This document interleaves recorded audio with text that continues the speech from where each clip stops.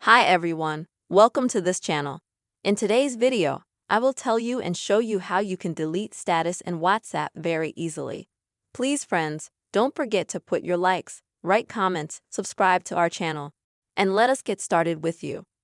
So, first of all, open the WhatsApp app on your phone. Next, go to the Updates section in the bottom left corner. And now you will see your status. Click here. And so you'll see all the statuses that you have and that you've had over time.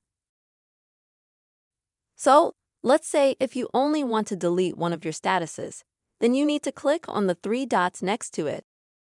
Select Delete, and then confirm your action. If you have multiple statuses and you want to delete them all at once, then you'll need to click on Select in the top right corner. You will see a list of statuses. You select them all. Then at the bottom, click on the trash can sign. Next, delete that number of statuses.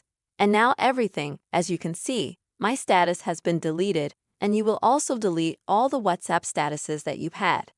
Friends, I really hope this video helped you and was helpful. Please don't forget to subscribe to our channel, write your comments, and also put your likes. See you soon.